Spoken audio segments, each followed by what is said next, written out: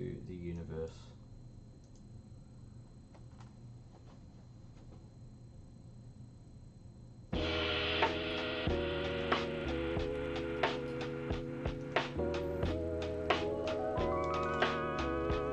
Welcome everybody to episode 212 of the You Can't Comp This NBA Trading Card Podcast. We're your hosts, Adam, Amy, and Russell Gibson. I guess we could just start it off by saying hopefully we've got a new listener because he's not going to have much else to do for the next 12 months. Jason Tatum is cooked. Yeah, hello Jason Tatum. Hello our friends in America. Hello Adam. Good evening. Hello our friends in Canada, Germany, Philippines, New Zealand, and of course our home and hosed Aussies. Thank you everyone for tuning in. And we should probably say hello to peeps at Central Coast Radio. Hello to Angelica and Adrian. Yep. Hello. Hello to listeners on Central Coast Radio. People watching us live on YouTube. Hello. Awesome. Who else do we need to say hello to? Well, look, Adam Silver. Adam Silver. Maybe if we do say hello to Adam Silver, he could drop some draft picks our way, some number one picks. I'm just worried he would start controlling things behind the scene, though. Try and manipulate the outcomes of events. That's true. In our Change favor, our run sheet. Yeah, that's it. He might. Never know. Yeah. Alrighty, this week we're going to talk about the Jason Tatum injury. We're going to talk about Adam Silver fixing the NBA draft. We're going to talk about the Pacers series, which I think they absolutely deserve some flowers. We're going to talk some Michael Jordan today, and this is actually not us just frothing on some old school cards. This is actually new, up-to-date news on Michael Jordan. Nuggets OKC. Now, depending when you listen to this, we're recording this Sunday night. The Nuggets OKC series is ending tomorrow morning at 5:30 a.m. Australian time. So, however you like, it's ending. I am primed. It will be over, but yeah. I'm not a morning person. I'm pretty sure most people out there know that of me by now, and I'm genuinely thinking about getting up early to watch this game. That's how excited I am for it. I think without much further ado, we get into the Tatum injury. Unfortunately, he has torn his Achilles. It was a non-contact play, which is very characteristic of that type of injury. I actually thought maybe it was a bone break, because he sort of looked to me, he was grabbing the front of his leg, not the back. And he also did look to you like he was in a lot of pain. Oh, yeah. It was like pain in one foot and the other foot, just pushing him around in circles. He was not feeling pleasant at all. Yeah, he was actually like spinning on the, like just... Yeah, I suppose. It was... I was more thinking about his like initial reaction. It didn't look like he was in... Anyway, look, it's really, really unfortunate news for him. I'm actually sad is probably not the right word, but I just think this NBA playoffs has really been influenced by injuries, and I think that the Celtics were absolutely, the favorite, or at least the second favorite at the very worst, depending on... Before this series started, the Celtics would have been heavily favored. Yeah, that's right. Depending on where you look at it, you'd probably say either OKC or the Celtics, and now it just seems to me that we've got three teams that could genuinely win the whole thing. And maybe from one perspective, you say, well, actually, that's more interesting because it's more fun when there's, more teams available to win it. But at the same time... Well, there's five in the running still. Okay. Well, Denver could win at 5:30 in the morning tomorrow. Yeah, so I definitely think that... Do you know the funny thing? I actually think the person who's benefited, or the team that's benefited the most from this is Denver. Interesting. I just feel like they don't now need to do anything special. They just need to sneak past. They need to do OKC. They need to do something pretty special to beat OKC at home. Sure, they just need to sneak past them. You would then assume they can handle the Wolves. I'm on a different wavelength here. I actually think the Wolves are the best poised team to take it all. Sure, and that's a fun storyline too, isn't it? Which is also, they've benefited from it. And then I think the Nuggets could then handle... I'm going to assume the Knicks are going to come out, but imagine if the Pacers just outrun the Knicks. So for me, there's so many now more interesting scenarios that's going to play out. Yeah. There's a lot of narratives at play. I'm on for a Pacers Wolves final, but I'm also on. I think that's an upset finals, to be honest. Can you imagine this? Knicks versus Timberwolves. That's the ultimate who won the trade.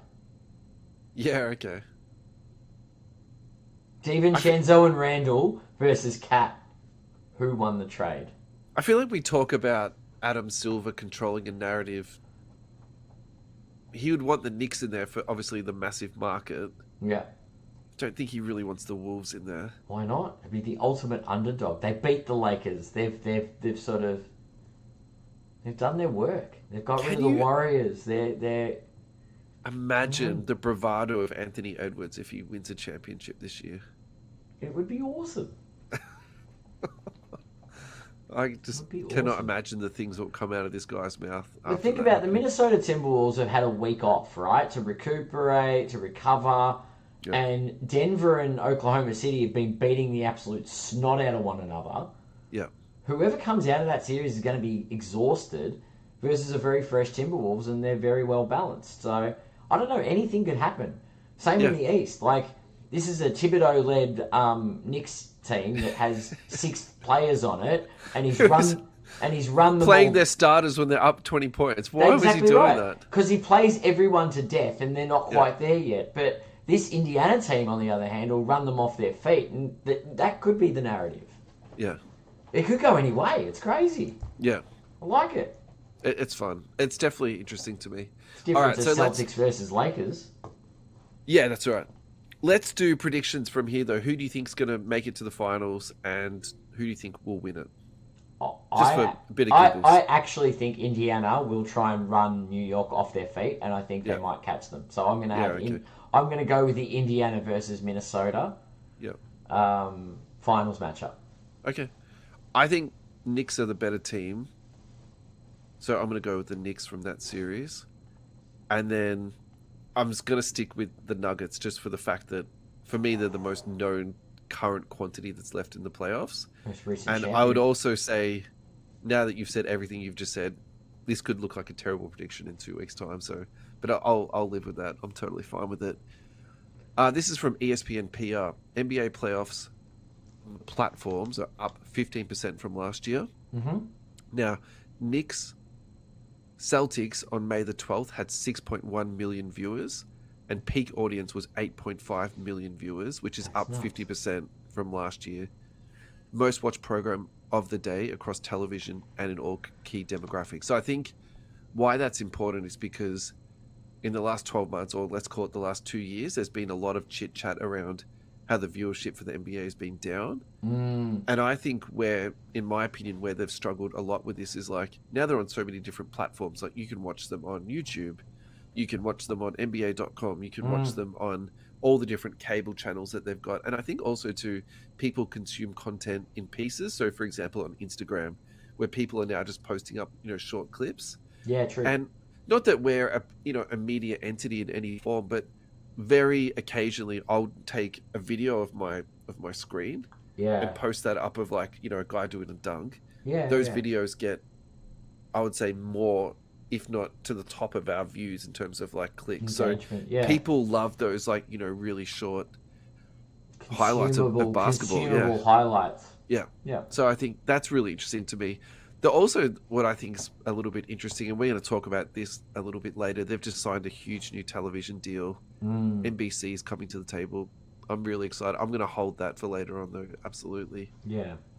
I think that we should also talk about cards, which is, at the end of the day, 8 minutes into the show. This is what we're here to talk about. Let's talk Jason Tatum. Silver Prism, PSA 10. All time, he's down 40%, which is a very interesting one. Mm-hmm. In the last month, he's down 45%. So he peaked a month ago up to $1,200. In that meantime, every sale has been down, and he's had 3 sales in the last couple of weeks, and they're all on a very steep downhill. 772, 700, and 656.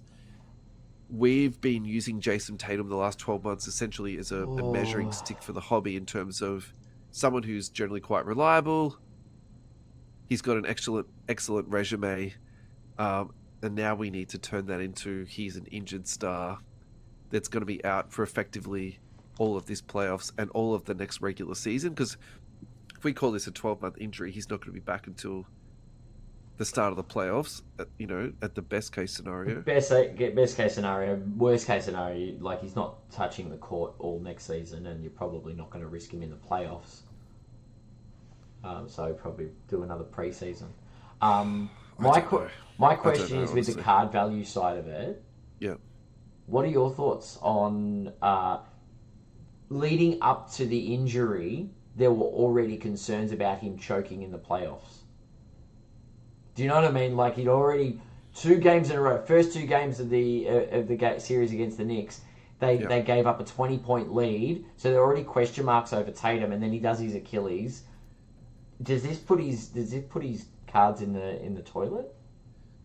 So all that stuff about him not being clutch and all this stuff, I really don't buy into that. Like I think that the reason why the NBA is an 82 game season and then series have 7 games is so that the best team eventually wins. And basketball is a little bit of a hit and miss type sport, and so I really hate that sort of like ultra short overreactions that we sometimes get to like 1 game of a series or even 2 games to a series. You know what I mean? So I'll give him a bit of a pass on that. So I've actually earmarked this in the run sheet. So this is probably a good time for us to thread this in. I was really keen to see how they would play without Jason Tatum.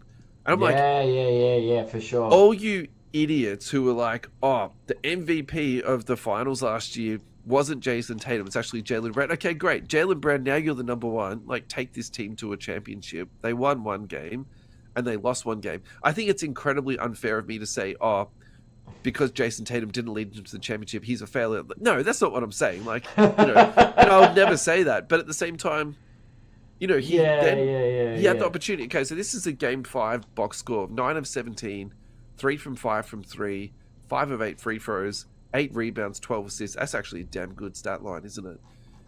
Crazy, isn't it? 2 turnovers, 2 personal fouls, 26 points, plus 28 in the overall plus minus. Yeah. Look, if any team was actually going to win a championship without their number 1, actually I'd say the Celtics. They are so deep. Yeah. I actually think the person who let them down was Porzingis, because to me he's got a lot of talent. Yeah. He's got a lot of talent, that guy. And it's like, if someone was going to step up and put 25 points up on the board, it should have been him. He finished the game with 1 point, minus 12 in the plus minus. So I think actually to me that says a lot how this game played out. Look, pretty ordinary. I watched about half of that game and I turned it off. There was nothing in it for me that was like, it was a blowout. The Celtics won by 20 points. Not like game 6, which was the opposite. So can we just go back to Jason Tatum for a second? Yeah. So I think the question is where is he going to dip down to? And I think the perfect comp for this is actually to Wemby. So let's look at Wemby for the last 3 months, because this is an injured star that is basically, it was a season-ending injury. I think there's a lot more speculation on Wemby. So if I was expecting a big drop from somebody, to me it was Wemby. The last 3 months, he's down just 15%. So I will take that every day of the week and then some. So if we say that Tatum drops 15%, let's just take it back a little bit so it's not so.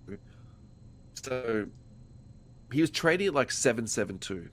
Let's go back before the big sort of rise. Okay, so he was trading around 650. So why don't we say 650 minus 15%? Does that sound reasonable? That sounds reasonable. So that takes us down to 552 USD. Okay. I think he's going to drop down to around that 550 mark. I don't think he's going to go anything lower than that. Yeah, no. That's where it'll plateau. Yeah. Like, I'm not saying it's going to tank. There's no way.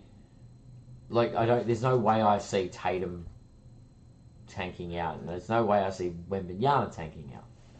But until they, the one that I thought was going to tank though was Wemby though, Ad, because I think Wemby attracts all those guys who come into the hobby and they just want to flip the current hot thing. Flip. Yeah. Do you know what I mean? Whereas to me, Tatum is a bit more like you're a bit more of a connoisseur of the NBA. Yeah. And also he's tried and tested, and obviously he's won the championship. Yep. He hasn't won a finals MVP. Didn't he? Hasn't won a finals MVP yet. I mean, he won it. He just wasn't awarded it. Like, let's keep that. So, All right. The other thing we should probably talk about, if we're talking about Knicks and Celtics, is this Jalen Brunson card, the 1-of-1 Nebula that's recently sold for 97,000. There's been a lot of buzz around this card because people have dug up an old sale post of this. That's funny. When someone on Blow It sold it for $300 delivered. Yeah, look, this is the ultimate, what if in basketball card collecting, isn't it? Where you can buy something for $300 and then sell it at a later time for nearly $100K. Look, honestly, rest in peace to the person who bought that. I'm not going to read out his name, even though it's posted on there. My question to you is, when do you sell one-of-ones and when do you keep them? Because I think actually that's the real hobby-related question right now. Whoa. What motivates you to sell a one-of-one? Particularly that. Like, why would you sell that Nebula one-of-one for $300? I actually don't know what would motivate me to sell that. Like, at that stage. It's not like you're selling it for a couple of thousand. I don't know. Could be personal circumstance. He might have been definitely strapped for cash and for $300. Surely there's a better option to sell than a one-of-one. Yeah, I don't know. It must have been personal circumstance, and that was the only asset he thought he could move. Yeah, I mean, look. Obviously, we're looking backwards in time, retrospective, with the foresight of what's happening now. I think, to be fair to the seller, at that time he was on the bench behind Luka, and there was not a clear pathway to him having playing time. So I do kind of get that. I think I'm just genuinely asking you, like, taking this out of a side, like, when do you keep one-of-ones? When do you move them on? Because I think it's also different because this is a rookie card, right?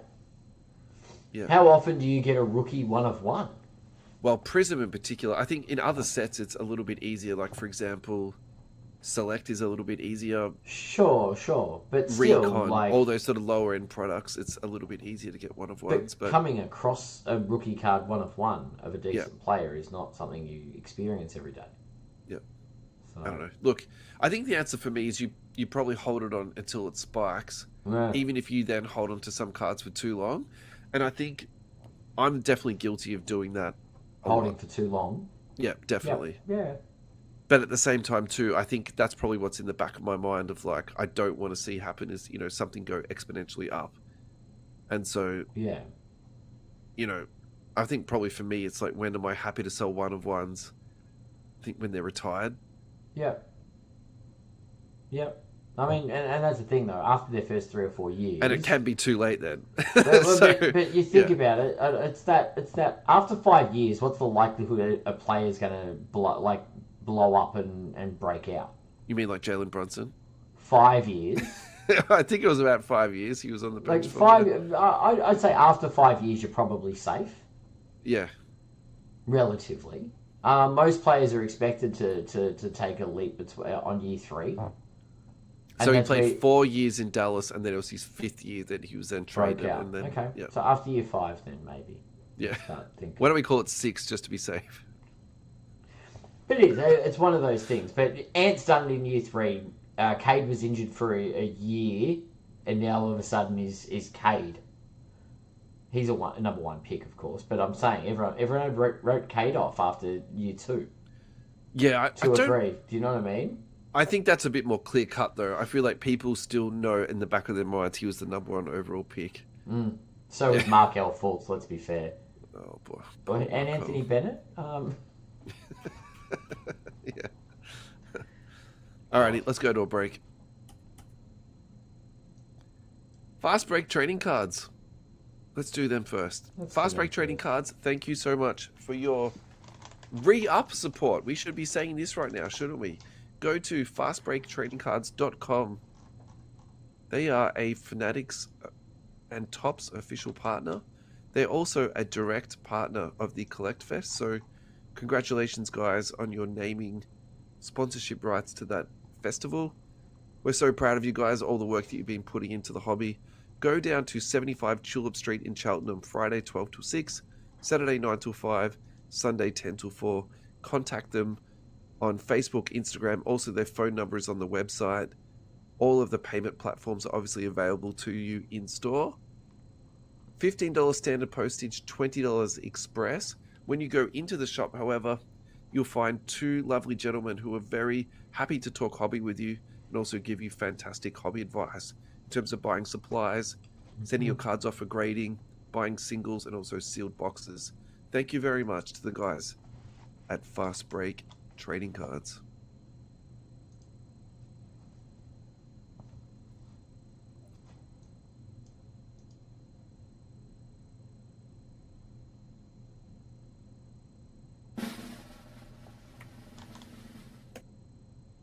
Drum roll. It was. Where is my cursor? 2040. Alrighty. Adam, we are back. We How are. are you feeling? Well, I'm feeling good, refreshed. All right, this next one I'm actually pretty keen to talk to you about because we can talk about it in terms of a news story, and we can also talk to this in terms of previous coincidences that have happened, and also the conspiracy theory component of it too, which if you guys are listening at home, you all know how I enjoy a fantastic conspiracy theory when it comes to anything related to basketball and the Egyptian pyramids. So, this is my second favorite thing to talk about in terms of conspiracy theories is the NBA. The Dallas Mavericks, with just a 1.8% chance at the top pick, won the NBA draft lottery Monday night, earning the chance to select projected number one pick Cooper Flag next month. There was some scuttlebutt that he was going to not come back. It's been confirmed now that he's coming out and that the Mavericks have said that they are going to choose him. So I think there was also some funny memes going around that, you know, Nico would trade him or Nico would pass him up to draft somebody else. All of that can be put to rest. The Mavericks have actually publicly stated that he will be a Maverick, so that's kind of crazy to me. It's very exciting.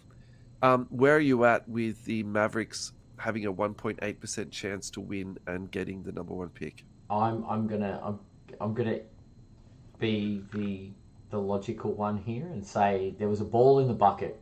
Yeah. The fact that the ball dropped, yeah, so be it. Like that's why there's a lottery, right? Like yeah, X amount of balls go in, and there's an equal chance of one ball being pulled out. Some teams have more balls than others, but at the end of the day, it's a lottery. That's what happens. Yeah. Coincidence? Maybe. Conspiracy? Also maybe. Yeah. But yeah, that's what happens. Yeah, I think. So the conspiracy part of it, let's just feed into that for a second. So this is from NBA at ESPN. LeBron signs with the Heat. In 2011, the following year, the Cavs win the lottery with a 2.8% chance of winning, and they choose Kyrie. In 2011, Chris Paul was traded from the Pelicans to the Clippers. In 2012, the Pelicans win the lottery, get Anthony Davis with a 13.7% chance. In 2019, Anthony Davis was traded to the Lakers, and the Pelicans win the lottery with a 6% chance. In 2025, Luka was traded to the Lakers. The Mavericks win the lottery with a 1.8% chance. So I think where the probabilities reduce down is when you go 2.8. 1.8, 2.8. 13% chance is fair. Yeah. And there are some extreme coincidences there. Like, I feel like you can't.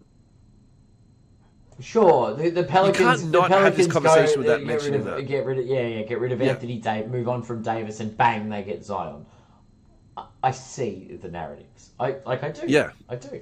But yeah, it's an interesting one because that does imply that if you trade a massive player into a big market, then you would then be compensated with draft equity. Have you heard the Shaquille O'Neal story?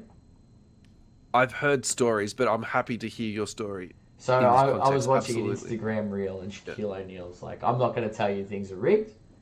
I'm going to tell you in 1991, before when I nominated for the draft, it was David Stern, wasn't he? At that point, Stern was still in power at that time. Absolutely. In power, and it goes, so Shaq, you coming to the draft? Yep. Do you want to go to do you want to play somewhere cold or somewhere hot? And he's like, I want to play somewhere hot. And that year, Minnesota didn't get the number one pick. Yeah. Orlando, No, it wasn't Charlotte. It was Orlando. Orlando, Florida, ended up with the number one pick in the draft after Shaquille O'Neal said he would prefer to play somewhere warm. So, and that was the Shaq story, right? Like, but maybe. Yeah, so I think so that's the conspiracy theory part of it. Now let's talk the more logical part of it. And one thing that I have done the last couple of years is they've flattened out the odds. So even if you are the worst team, true.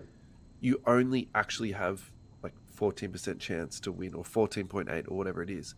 But another way of looking at that is, well, actually you have 85% chance of not getting the overall number one pick.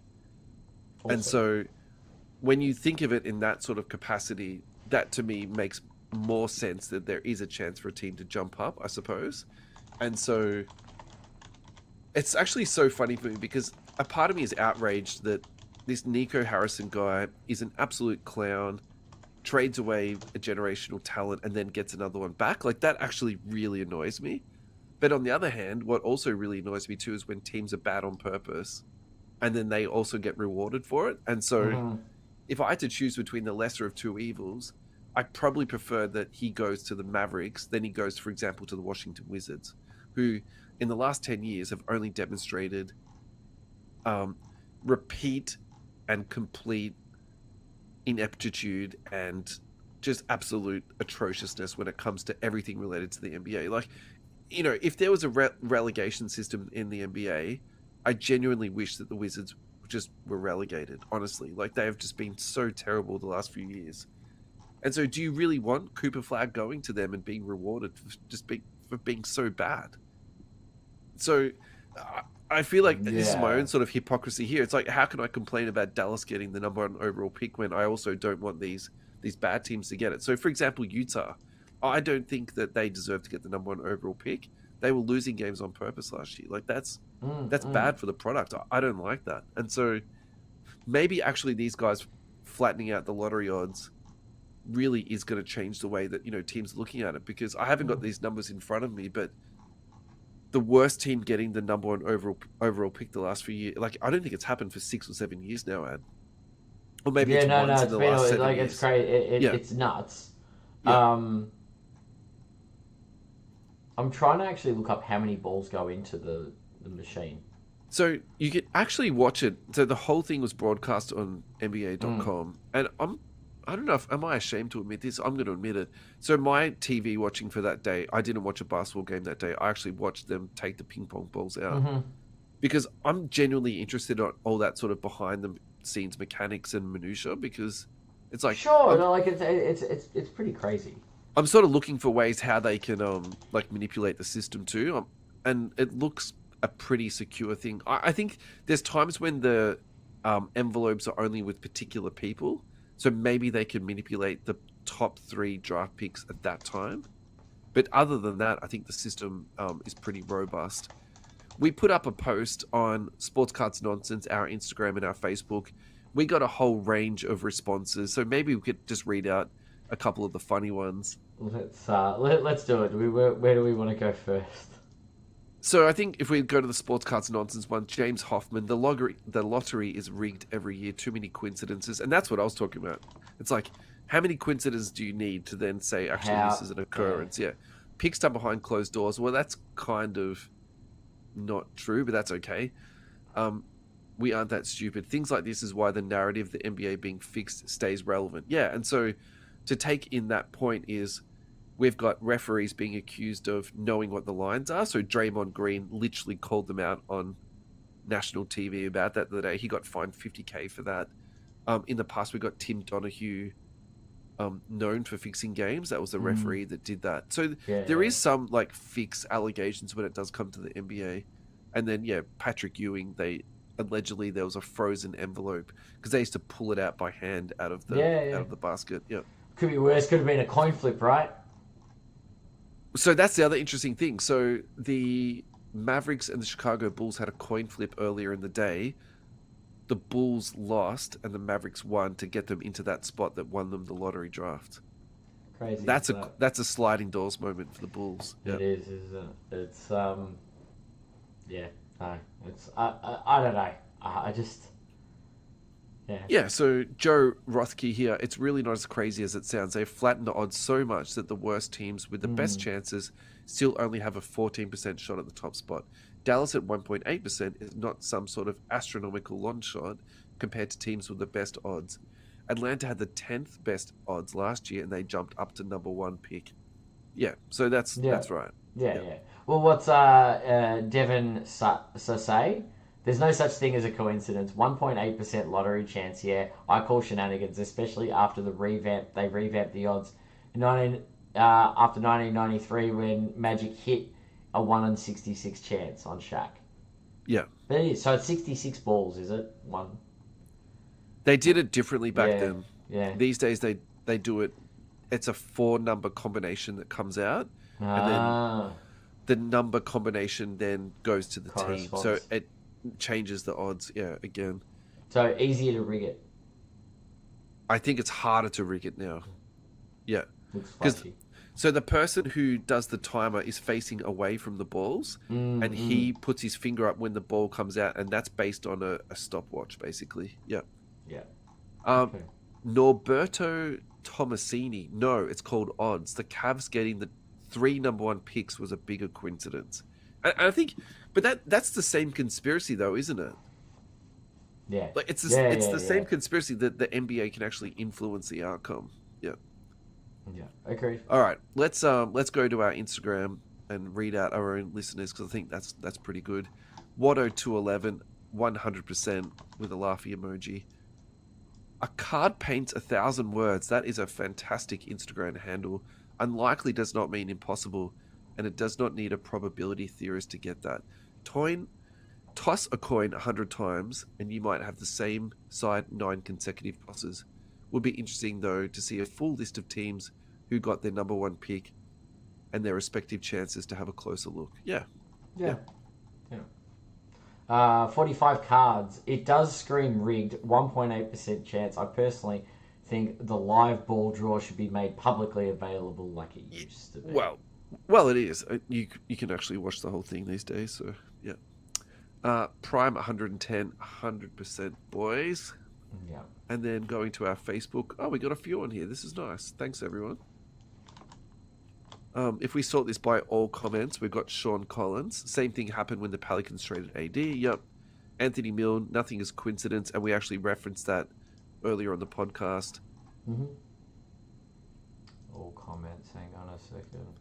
Ryan Miller, 1.8% isn't exactly miracle stuff. Like most conspiracy theories, they fall apart when you consider how many people would need to be involved. Yeah, exactly. If it was rigged, where are those New York numbers since picking you? Yeah, fair. Yeah, look, I agree with a lot of this stuff. This is just the lottery changes working as expected. Shame for the Jazz so blatantly tanking, disrespect the fans of the lottery. The lottery gods will go against you. We've got Ryan Jewell. Actually, feel sorry for the kid going against undue criticism comparison due to the front office.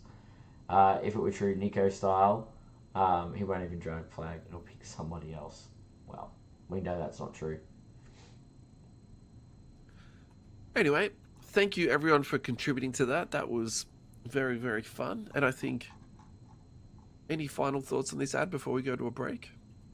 Yeah, it'll be interesting to see if Cooper Flag is worth the price Nico paid by selling his soul to get that price to come up, that ball to fall. You think he did like a devil's advocate sort of soul That's selling? it, like on that Supernatural, he sold his soul to a Crossroads demon to get the number one pick.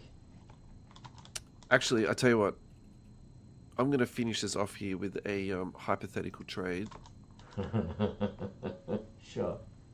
So this involves the Philadelphia 76ers. They've got the 3rd pick. Mm-hmm. Oh, So they're this not going to fits do the into- Fultz thing again.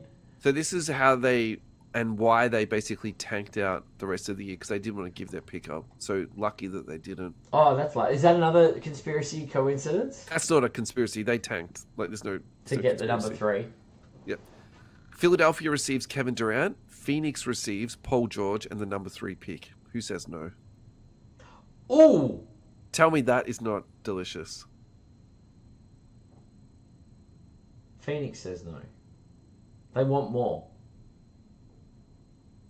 I don't know. I think, considering what Mavericks got KD, back for yeah, Luka, yeah, true. they get a decent player and also a very Pick. Yeah, good okay. pick. An injured decent player that plays Yeah, at a position that they need, which is fair. The problem for them is going to be the salary of Paul George. That's going to be the dead weight. So maybe Yeah. you're right. Maybe another pick needs to go across Another to maybe couple of two picks or picks. something. Yeah, give them a couple of picks back. All right. I like it. All right. Let's do our next ad break, Adam. And I think we should do the hobby hangout. Yes, the And hobby I hangout think is rapidly approaching. It is absolutely approaching. Sunday, the 1st of June, 2025, 9 Nicholson Street, Carlton, at the Royal Exhibition Building. It is not called the Hobby Hangout this year. It is called The hobby hangout Excel. XL. Extra Exactly. large. Yeah. And Adam, I think we can now make our little announcement. Yeah. It is now confirmed. We've kind of known about this the last couple of weeks, but we were asked to hold it under wraps for a minute or so. Yes. We will be doing the paneling at this year's Hobby Hangout. We'll be up on stage chatting with people. Yeah. Which we're very, very excited about, and we would like to thank Andrew for the opportunity. We can't wait for this. We're absolutely pumped for it. And just looking through their social media announcements, they've made more announcements. So Dane Swan is going to be there. Yes. Zach Merritt, and also Brent Harvey. So that is a huge, huge pull for the Hobby Hangout. Autographs and also photo opportunities for the guys there. So if you're a footy fan, that's cool. that is absolutely huge for you. Other announcements, and also vendors that are going to be there on the day. Plenty of games are going to be there on the day. One. They're running Magic drafts, aren't they? They're doing Magic the Gathering drafts or something like that. So there's going to be all kinds of stuff there. Yeah. Interactions and innovations. Pikachu picks, palms off, on the cards. Much, much, much more. Get your tickets. Go to thehobbyhangout.com.au to get your tickets. According to Andrew, he's anticipating it's going to be completely sold out. He said the tickets are selling very, very strongly at the moment. So he's very excited about how everything's panning out at the moment. So I'm excited. Not long to go, guys. Yeah, pick up your tickets. Come and see us on stage. We'd love to come down and say hi to you all. That'd be fantastic. That'd be great.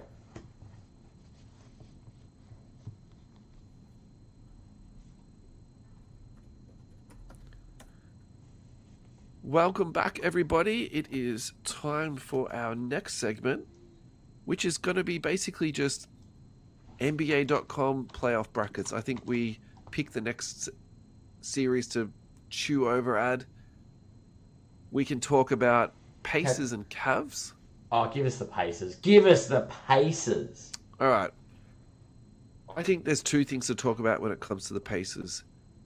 Halliburton is obviously someone we have to talk about. I think that we can't go past this. Mm-hmm. And the other one too is Aaron Naismith. So if you could do me a massive favor, could you just break down Halliburton for a second, and I'll pull up this next story about Aaron Naismith. All right, where are we? Pacers. Tyrese Halliburton. Well, look, I think there were questions on good old Tyrese at the beginning of the season.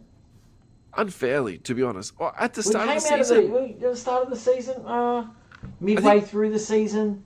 when he was deemed the most overrated player in the league, That was definitely. I think that's when people maybe overlooked him in a pretty massive way. That will be my takeaway from that, honestly. Okay. Yeah. Okay. My view on Hallie at the moment is that he was phenomenal last season, and I think after the Olympics and sort of he didn't feature heavily in the Olympics, came back and it was kind of just going about his business this year would be the way I would describe it. Went about his business for the season, and then come playoffs, he has just exploded. And you've got that. You're right. most overrated player tag. Which I think Maybe is a bit unfair, to be honest. I think he's quite fairly rated. Um, in fact, we might be underrating that man's talent. I mean, a year ago we were comparing him to John Stockton, so I don't know. I feel like people forget very quickly the impact a player can have, and I for one am very glad that he's sort of stood up come playoff time with this very, we're going to stick with the overrated, underrated, very underrated Indiana lineup. Yeah. All right. So I think, from my perspective, he didn't deserve to get that most overrated player. I think that's the best way to say it. Like, just, Yeah, I think I'm just going to move on from that. yeah, And I think for me, what's really interesting is how quickly the narrative can change on somebody, and not always for the right reasons. And I think yeah. maybe in card collecting, that's actually the best time to be looking at their price and looking at their values and saying, Mm, actually, what's going on here? Because sometimes people change prices for the wrong reasons. So they might not be injured, they might not be even out of form, and their prices are going down. And I think, Darren Fox was someone that was like subject to that a while ago. Cade Cunningham was injured and went down, and then when he came back and played well, his prices yeah, didn't recover until he was in the All-Star conversation. And yeah, for so sure. there was this really long window on Cade where, you could have picked him up, for really cheaply. So I think, For there's sure. that part of it. Darren Fox at one point, silver PSA 10s were like $100. There was a Yeah, point in time where he was sub 100, and that's post Gary V, spruiking him up. So I think, yeah, people who took advantage of the down period in Halliburton, you've probably done really well. I think yeah. let's look at the last 2 years for Halliburton, because for me, this is the most relevant part. And then we will That's a zoom roller in coaster. to the last month. Yeah. So at the very start, he was in that sort of $300 range. He went Yep. all the way up to $500. And my recollection was we spoke about him at 500 and were pretty okay with it.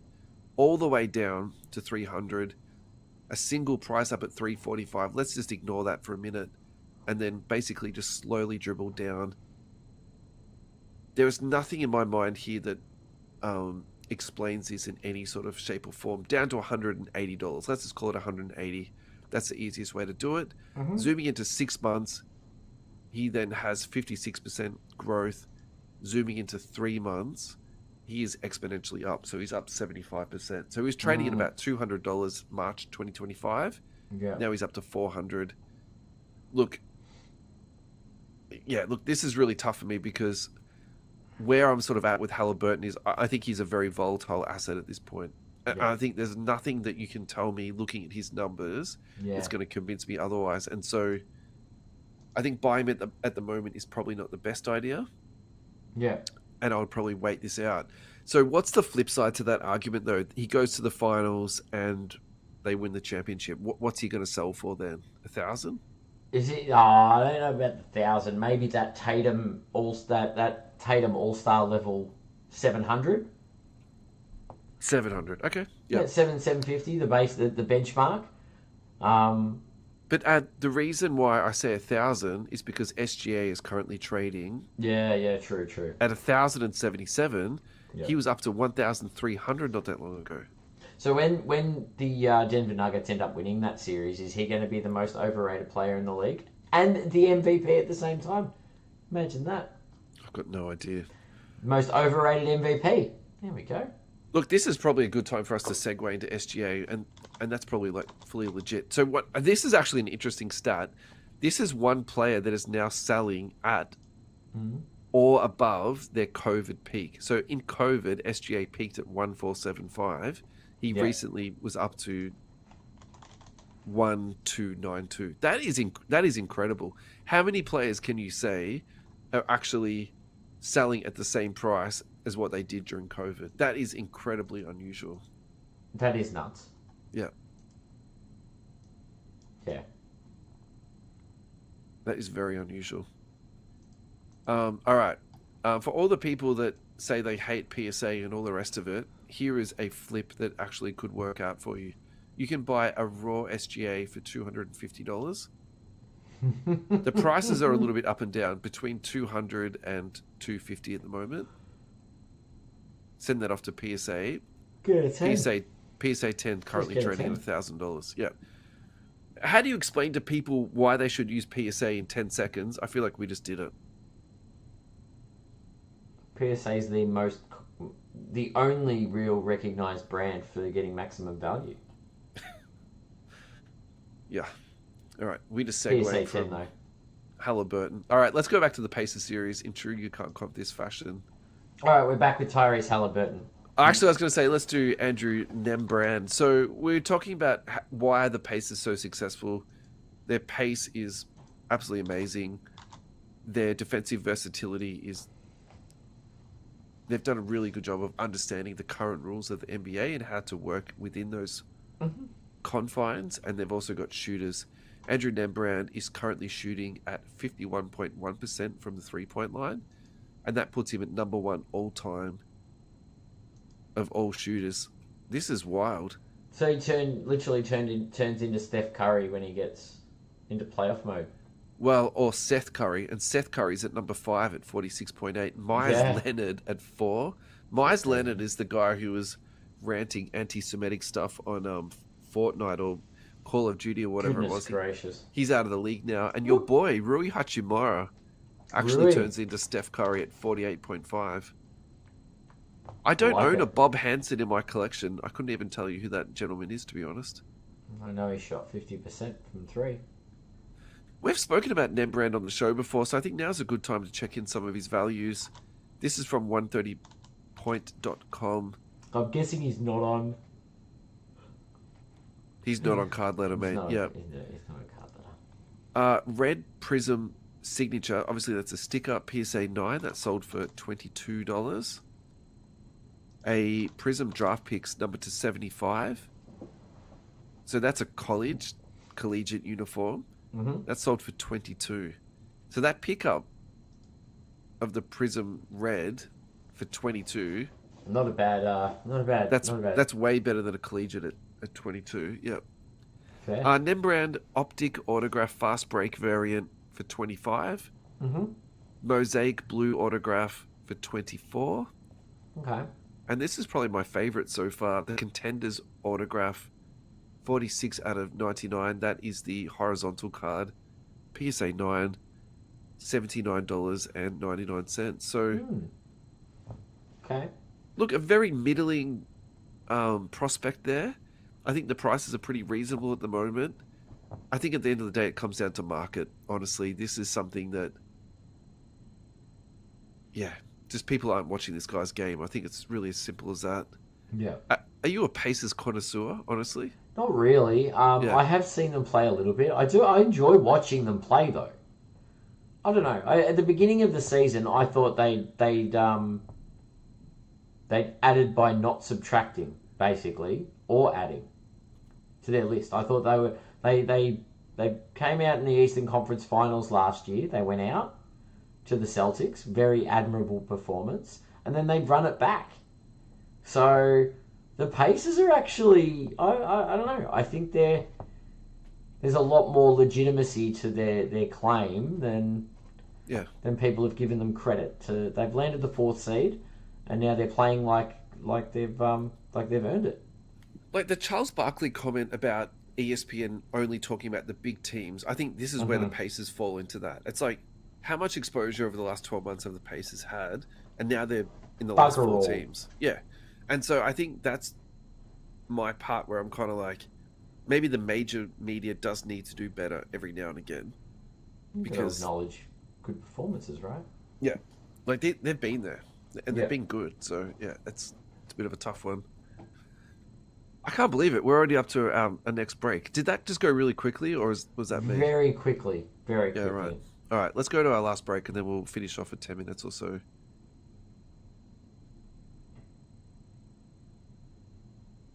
US Sports Cards Australia, thank you very much for your ongoing and also re-upped support. Please go to ussportscardsaustralia.com.au. I recently had a phone conversation with Ross, and we discussed at length some of the challenges and successes he's currently having with his project, which is ComCA. If you're not aware of it, it's a card consignment service where you send all of your cards to Ross. He'll put them up for sale. He'll have them listed over multi-platforms. Yeah. He'll sell them, package them, post them out. The money goes into your account. It's simple as that. His selling point is that within 3 business days, people will have the cards into their hands. That's what he's trying to achieve. It's a good. And if you contrast that, to ComC, which is the American company, it might take you a week or 2 weeks to get the cards into your hands. So, you know, that's the difference. So the challenges that Ross is currently having is that he can't get cards in quickly enough. He needs more inventory. So at the moment, he's running a promotion. If you use the promo code, you can't comp this. So on your submission sheet, just write that down anywhere. Yeah. Ross will do your submission for free. There's normally don't quote me what the price is. I think it's 10 cents a card, something along those lines. Currently, Ross is waiving that fee so that he can encourage more people to get their cards in. Upload. Yeah. Send it all in. Get your submissions into ussportscardsaustralia.com.au. Click on the 3 little noodles. Then you need to click on Check Out My Cards Australia. And then there's a submission form. Yep, there you go. It's 6 cents a card, actually. But that's being waived at the moment when you... Nice. Right. You can't comp this. Brilliant. Thank you so much, US Sports Cards Australia, for your ongoing support.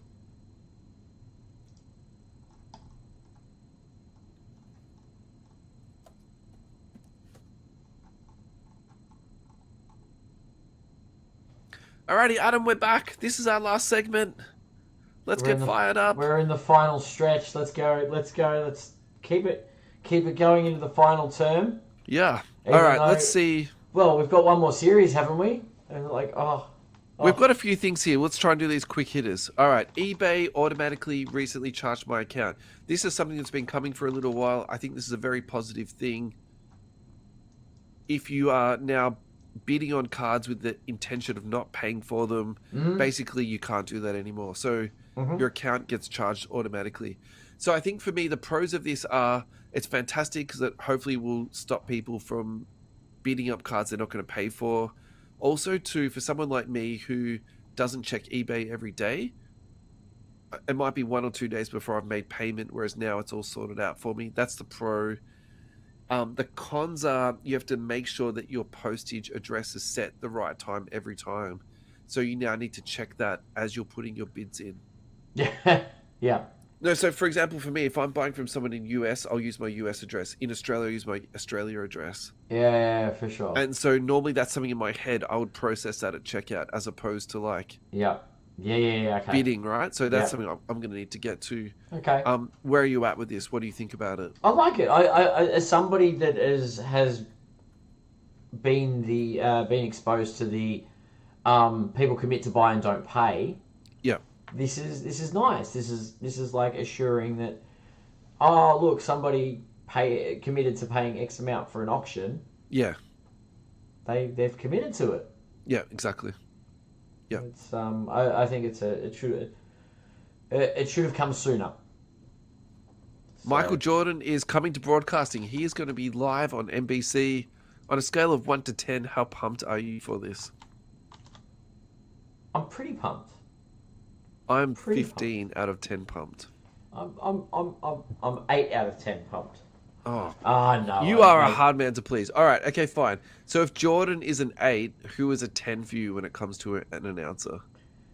I don't know. Like, I don't know how I feel about Jordan commentating. I haven't heard Jordan before.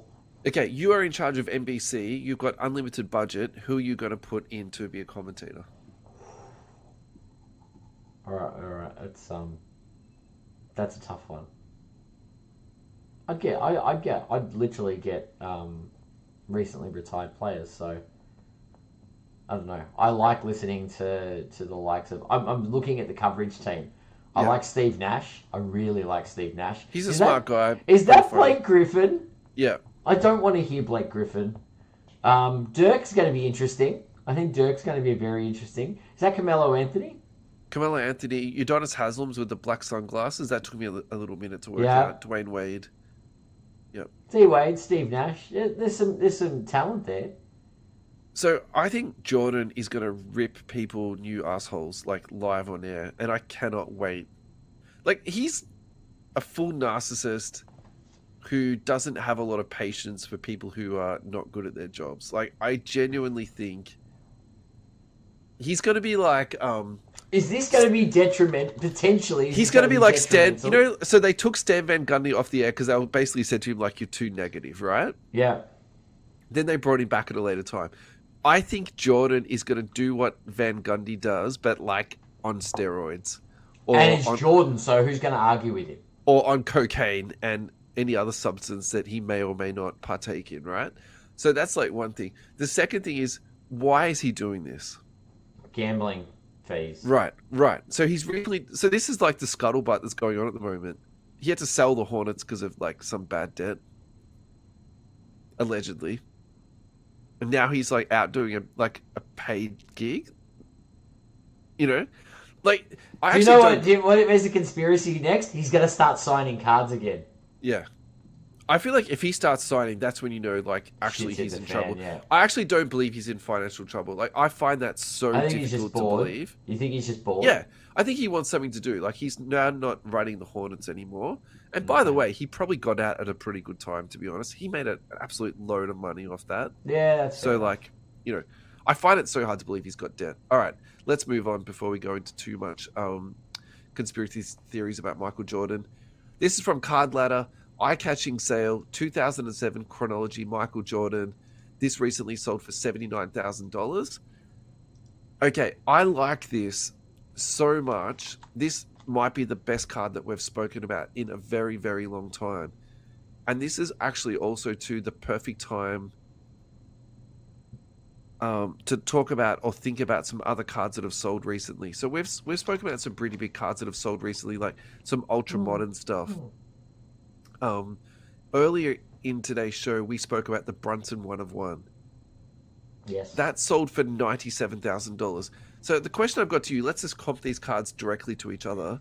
Yeah. What would you rather have? The Jordan patch autograph for $80,000 or a Nebula Jalen Brunson for $97,000? I'm taking the Jordan every day. Like, this is the thing about basketball cards that, and we spoke about this on our last show, it's like, sometimes we get so bogged down in the ultra modern, like it's getting a relativity. There's a level of relativity to it, right? Yeah, but okay. Like, do you know where I'm going with this? Like, how do people justify that purchase when you can get that Jordan card for that much when they've just spent that on a Jalen Brunson? Like, even like for me, I feel like I'm immersed in this. Yeah, but any other player second. So a Brunson Nebula from this year isn't going to fetch 97,000. There's the rookie factor. I'm saying yes in agreement to you.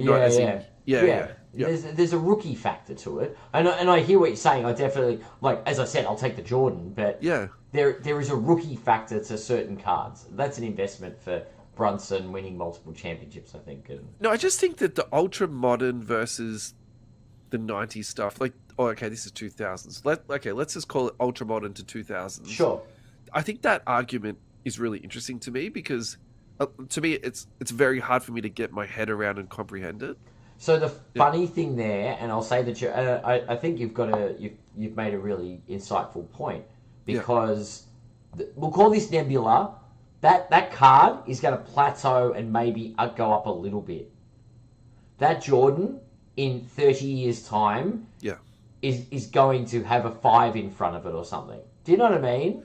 I just think it might just sort of go up a couple of % each year, whereas that Nebula, I think that could go down. It's a plateau, yeah. What I'm saying is, like, those older cards of those absolute legends of the game are destined to track up. Yeah. It's a legend of the game. It's not like Jordan's stats are going to change. I mean, unless he does something. Well, it could go down. Depends how he goes on NBC. That's right. He could do something outlandish on TV. Like confess to doing something that he. Yeah. No, just rail on people on TV. Yeah. I think. All right. So obviously we're out of kilter here in terms of our series talk, but this is a Nikola Jokic versus an SGA. So this Jokic Rookie signatures, Prism Gold, Select on-card autograph, BGS 9.5, 10 autograph, sold for 13,665 versus an SGA, also Select autograph. That's the horizontal, not the vertical though. Gem Mint 10, that sold for 12,676. Now this is getting really interesting for me because you've got somebody who's obviously done a lot versus someone who is all on projected time. Look, I'm probably going with Jokic just for the fact he's done a little bit more. Also, it's a vertical versus the horizontal. Oh, I'm going with Jokic, no doubt. Yeah. The sale time was actually very comparable too. March 28 versus April the 3rd. So, yeah, interesting one.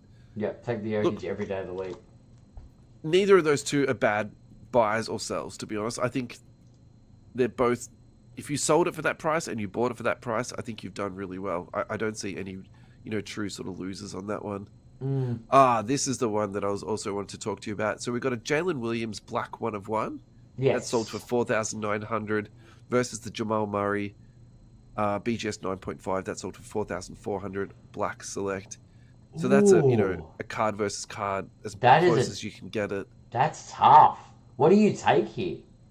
So I think for me, I actually think Jamal Murray is the better player, but this is the example of when someone is just more hobby valuable, and that's Jalen Williams. We spoke about this kid last week in the exact same context, so I think the rule also applies here. Jalen Williams is just popular, and people think he's got a lot of upside. I think the question you have to really ask is like, how much of this is upside versus true reality? And so, are you selling him at the peak now? My gut feeling is probably like these people are making very shrewd sales at the right time. Timing's everything with sales like that, for sure. We need to give a little bit more love to the Joker. This is from NBA on ESPN. Nikola Jokic leads all players in total points, rebounds, assists, and steals in these playoffs. Do we need to say anything more? Well, there was a post on Instagram earlier in the week after, I think it was game 5 or game 4, and it was it showed the Jared Leto Joker, which is not a very good Joker for anyone that is playing. It was like this Joker. You didn't like him? Well, no, and he played like the Joker did in game 5 and didn't do so good. And then it was which Joker's going to show up. So obviously Heath Ledger showed up for game 6, and let's see if he shows up again for game 7. Nicholson Joker for game 7. Which is your favorite Joker? Nicholson's my really I love Ledger, but Nicholson's the first one that I saw. So they're the creme de la creme. So I used to collect the Batman cards and the Heath Ledger. Sorry, not the Heath Ledger. The Jack Nicholson one. The 89 Batman, yes. Yeah, like that's got a soft spot in my heart. But at the same time, Ledger. One of my favorite movies of all time is The Dark Knight. Like it's crime noir. Gritty action, like it just speaks to my soul. It's this dark, And that's why the Jared Leto comment was made about the previous game where he played like trash. I didn't mind Jared Leto though. He definitely isn't top 2. I think my problem. Okay, we're segueing hard right now, but how many Jokers and Batmans do you need? I don't need My number 3 is Mark Hamill. I don't need 3 Batman. My 3 is Mark Hamill as the Joker that was in the animated series. Okay, we are segueing hard now. I watched that series with my kids recently. I was like back in my childhood. It was fantastic. But there's a lot of different Jokers. Yep. Could be Adam West, Batman, like the 60s Batman Joker. How many Batmans do we need? How many Jokers do we need? We need... Denver needs the Joker. All right, we got to be quick here. This is from Daniel Whitehead. He posted this on Sports Card Addicts Australia. Definitely not our content, but I wanted to give this some love. I knew it would be difficult getting a family pick with these. Rude word, we can't say that. A hunt years in the making. Tops, please, no more. And the horizontal downtown from this year can get effed as far as I'm concerned. Thanks to everyone who helped along the way. If you can't see this picture at home online, he has in his personal collection, they're all PSA 10s too. LeBron James downtown from 16, 17, 18, 19, 20, 21, 22, 23, all in PSA 10. I think the correct question now is which one would you choose yourself, Adam, to put into your PC? Which one would I choose? And Yeah. I've got some Lakers ones too, so it's tough. Um, The artwork on these is just mint, isn't it? it is. It is pretty. While you're Amazing. choosing, I'm going to read my favorite comment out of this. This is from Matthew Holman. Single word, moist. I am going to go with the 2022. Okay. The jump shot? Yeah. I'll go with the 2021 because he's doing that sick dunk that he does. I like that one. I think in terms of the action shot, I like that one the best. Okay. Yeah. No, I like that. Yep. I'm trying to also feature the background, like take consideration for the Yeah. background. But you're right. I like that. That's a nice one too. All right. I was going to finish Beautiful. off with the Draymond Green story, but we already touched on this really quickly. This is from Shams. NBA's fined Draymond Green $50K for comments questioning integrity of the game officials, referring to the 5.5 spread number. Yeah. He was alleging at the end of the game they were going to make a call to give the other team the ball back to get an extra shot to get the spread. But look, I don't know. That's a tough one. Wow. All right, let's finish off with a future trade. This is kind of fun. I'll let you pick this one. There's an Instagram post there, Ad. We've already spoken about the Philadelphia Phoenix one.